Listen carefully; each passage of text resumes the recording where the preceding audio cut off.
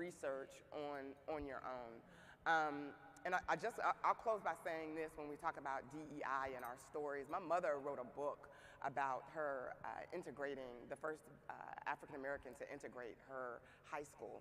And she wrote that book because she didn't want anybody else telling her story. She wrote that book because she was afraid that, that in years and years to come, somebody else may be speaking her story and it's not her truth. So she wrote that book, and she's been getting that book out to the masses so that people can hear her story. And it's not in the public school system. It's not being taught by educators. So I would challenge each and every one of you when we come to diversity, equity, inclusion, when it comes to our story and our struggle, we can't leave it up to the public school system to tell our story and our truth. Because obviously, they're thinking that slavery was fun, right? And that slavery was okay, and we learned something from being enslaved. So we can't trust the public school system. That's when it's your job. And it's the job of the church, and it's the job of our organizations, our black organizations, the Divine Nine, and all of that, the other things that are not a part of the school system to teach and to educate, because we can't trust the public school system. So that is my call to action and my charge to you. Yeah. I just want to add one more thing I think that you triggered for me, and that is, as young folks, I encourage you all to talk to your elders. Talk to the generation ahead of you. Talk to the older folks in your family. Learn what those stories are, because everyone has one. Learn where the root of it comes from. Learn why you've chosen to do some of the things that you're doing now, the careers that you've chosen, the activities you're playing in. Learn where that sort of emanates from, because I feel like there's always a linkage that maybe there's an untold story you don't know about that is showing up and manifesting in you right now. And it's, I think, important to get rooted in those elders. So figure out what that relationship looks like and start learning about those stories, because as I shared, you could be faced with placing students in a school system where white supremacists are now retelling a version of a story that never was the reality. And we need people, and enough people, to be able to combat that, but you can't do that if you don't know. So I'd say that. Awesome. I'm gonna open it up to questions from the floor. I'm gonna ask the technicians if they could provide us with 2 of those microphones. And if any of you have questions, just come on down this center aisle, and we will make sure that you have a mic to ask them. While people with questions come, I do certainly want to, I would be remiss if I didn't acknowledge your Faith Outreach State Director, Pastor Marcus McCoy, who has joined us today. Can we welcome him to the Quadrennial? Yep.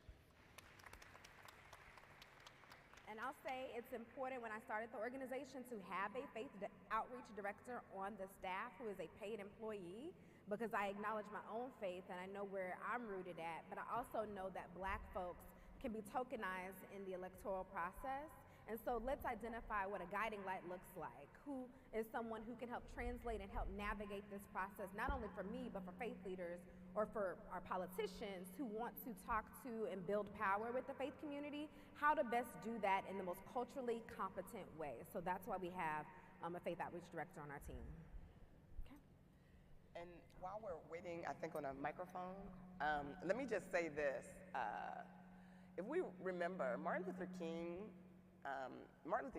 died at, I believe, 39 years old, right?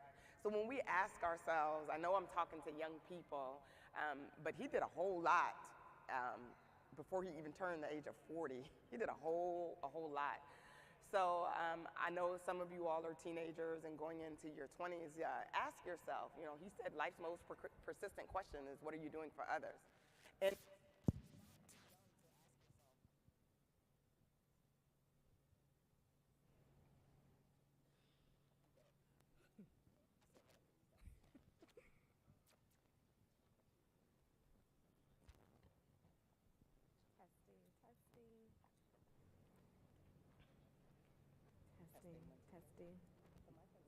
Testing.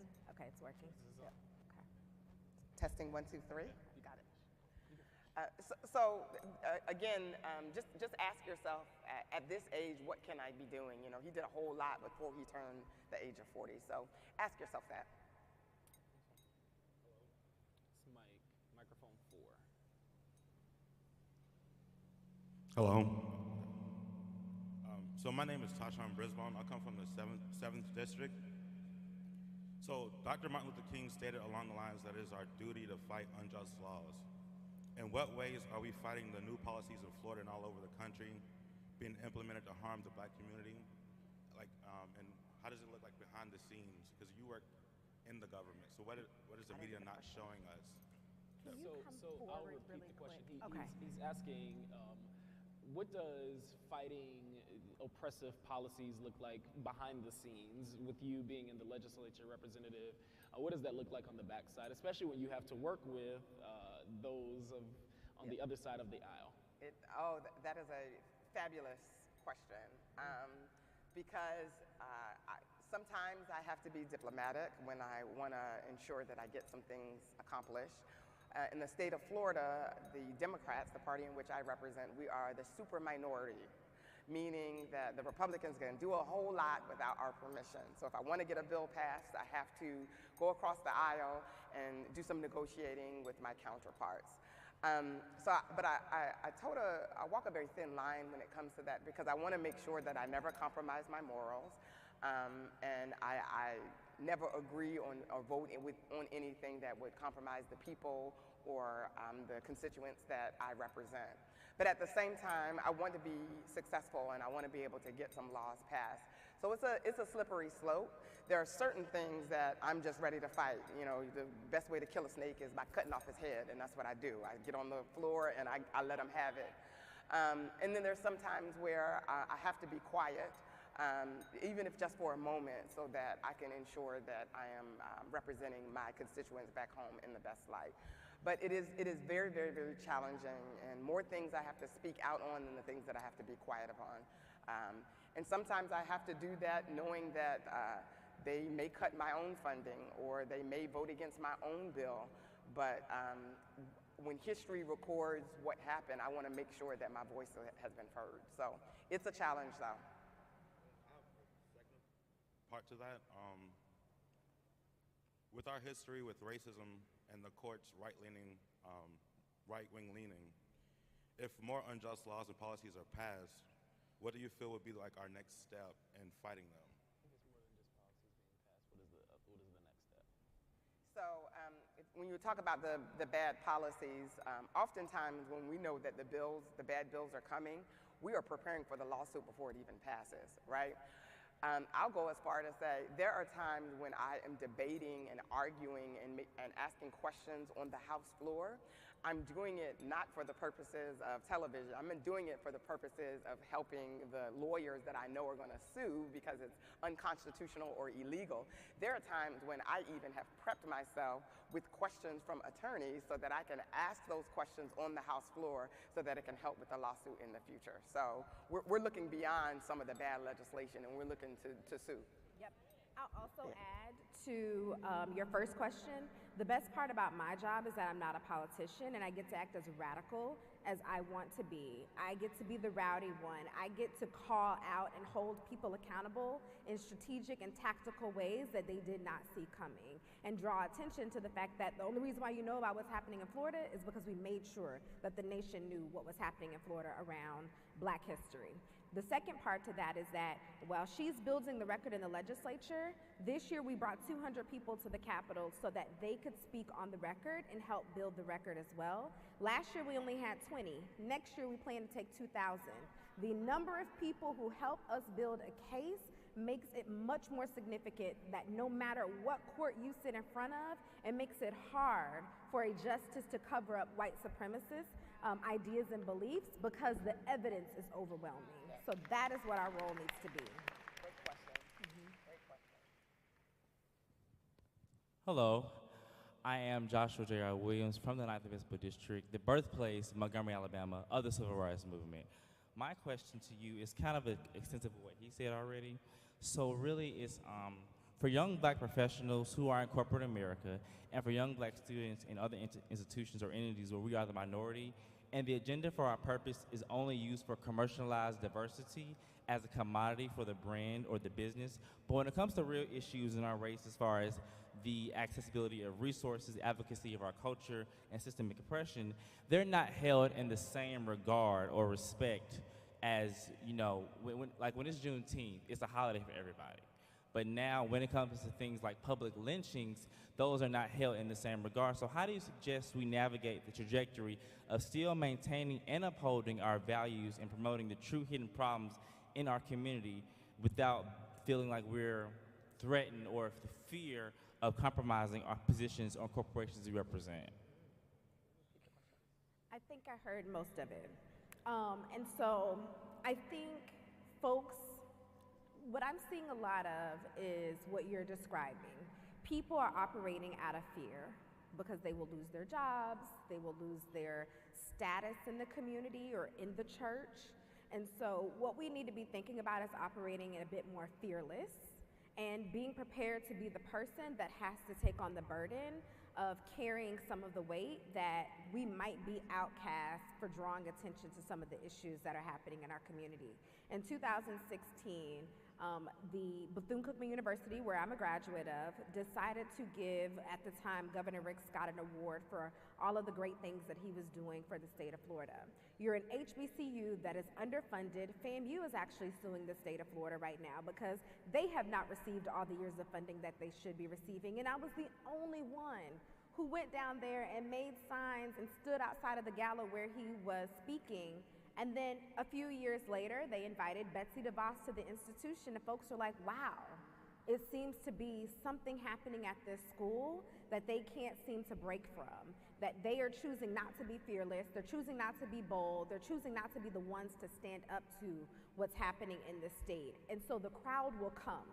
You may have to build and you may have to show evidence of what's happening, and you may have to do it alone.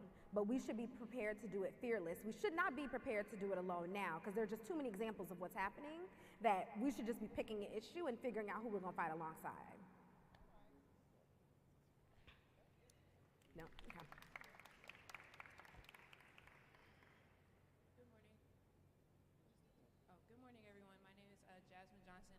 I am from the 6th Episcopal District, and my question was two parts. One of the things that W.E. Du Bois talked about is as we integrated schools, that you do accept the black body, but you don't necessarily always accept the black soul. And so the idea of in these spaces of integration where everybody is together, you can accept the black body, but then the black soul is gone. I wanted to know your thoughts about how we can, as a community and as a black community, continue to have that black soul, because he continues on to say that the black soul will soon be lost, because as we are in these spaces, we lose ourselves and we're actually taught self-hatred, which is what we see in Florida today. So that was my first part of the question. And then the second part had to do with microaggressions, and specifically as young adults, and I'm a part of the young adult side of the YPD, we often deal with microaggressions on a daily basis and have to deal with those injustices, because even though social justice is a bigger thing, we definitely do face minor social injustices every day. And so I wanted to know if you had any tips or tricks for people in professional spaces to deal with those microaggressions to continue on. So I think I heard most of your question.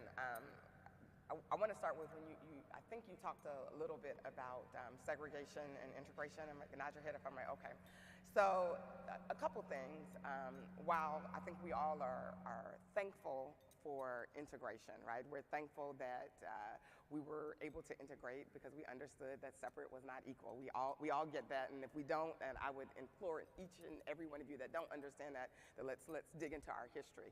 However, you would probably hear some of the generation behind us talk through what we lost in integration, and one of the things we lost in integration as it relates to our community spirit. And my dad would often talk about if he did something bad at school, by the time he got home, he was chastised so much and perhaps punished so much by the time he got home. It was more communal as it relates, and some of that has been lost as we've moved to suburbia, and we are now not walking to church but driving to church, and leaving 30 minutes away from the inner city and the community. And again, I would challenge us, and I didn't hear the last part of your question, but I would challenge us to remember kind of that spirit of yesteryear prior to integration. While we're thankful that now we can sit at the table and go to other schools and we can be integrated and we can read from new books as opposed to used books, we're thankful for that experience and exposure. Let's not forget that when things were separate, there was a community experience. There was in terms of Black economics, in terms of spending the Black dollar in our community, some of that, I believe, has been lost, and we perhaps need to revisit that as a community. Yeah.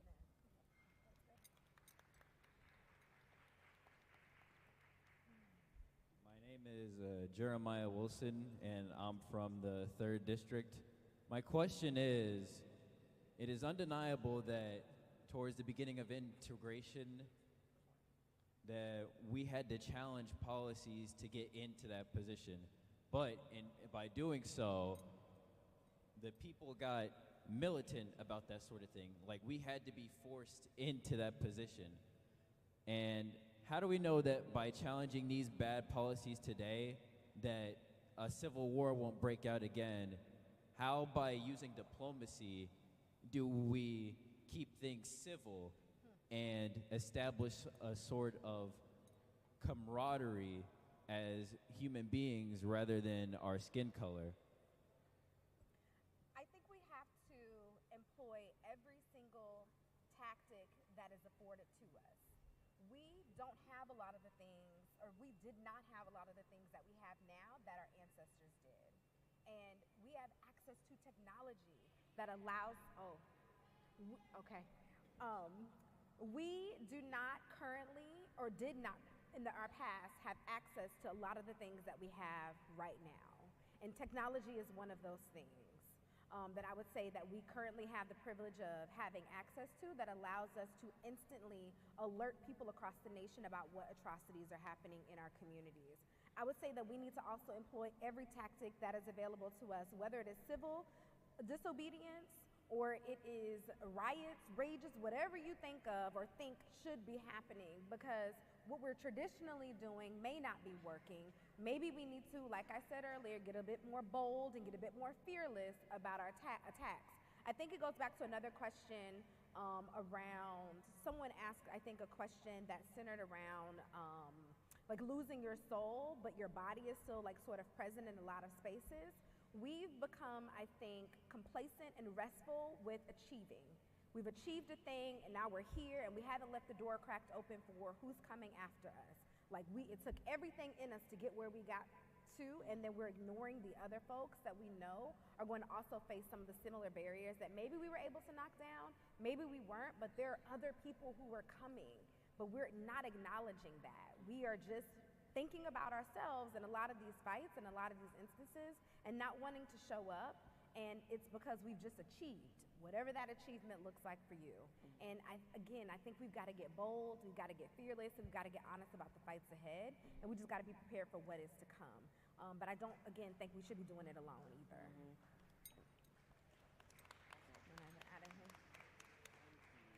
Thank you, thank you, thank you. Can we thank our panelists again for joining us today? On behalf of our International Director, Ms. Wanda T. Ringo, and our International President, Mr. Richard Norris, we want to present you both with a thank you gift. It is a token of appreciation for your time here with us today, and so we want to give this to you. Let's give them a round of applause one more time. Okay, thank you. Thank you. You're welcome. As I close, it has truly been an honor to serve the Connectional Church as a social justice chairperson. And something that has been on my heart heavy for the last maybe week and a half has been the story of Moses. And not what Moses did, but when Moses died. Because God, when Moses died, took his mouth from the ear of Moses and without pause, without anxiety, without hesitation, turned his mouth from the ear of Moses and spoke to Joshua and said, "As I was with Moses, so shall I be with you." And that has been so important because in our church, our church is built on the principle of liberation theology, right? Of overcoming, of we shall overcome.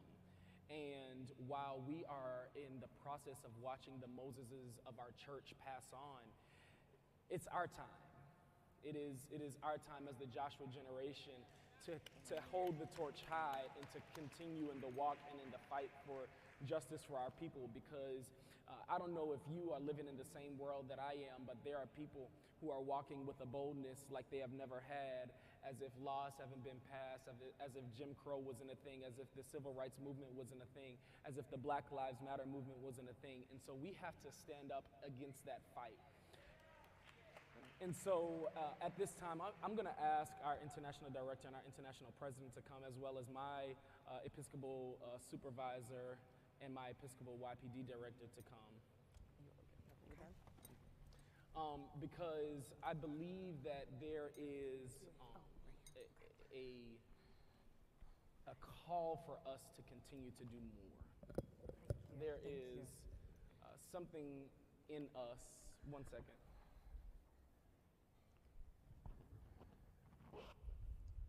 While they're coming.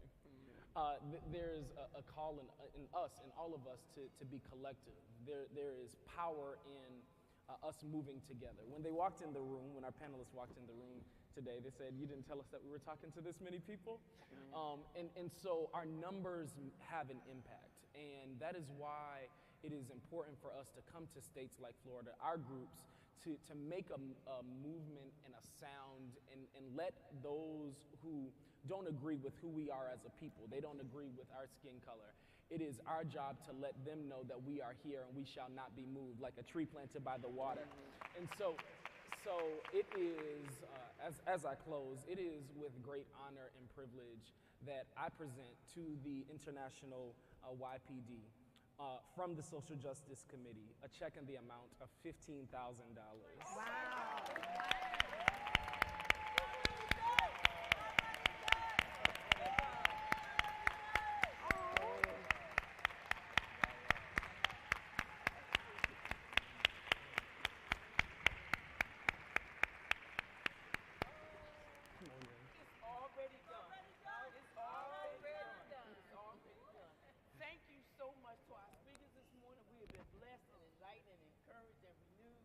Fight the good fight, and to our social justice chairperson, who I tease him all the time that I always have to get on him 2 or 3 times, but he always comes through.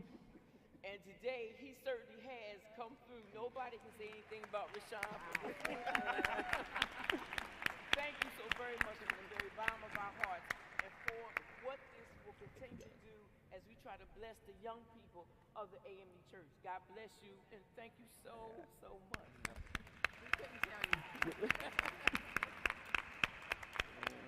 Oh.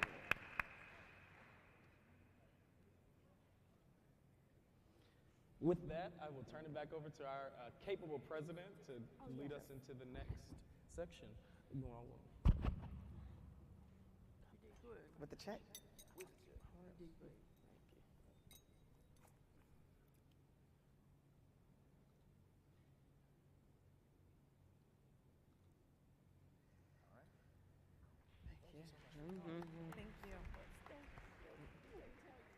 Thank you. All right, we're going to take 5 minutes, and then we're going to go into business session. What is this, 3? Yes, business session 3. We're going to take a 5-minute recess. We're going to go right into business session 3. If the Connectional Executive Board will come to the stage, we'll get started.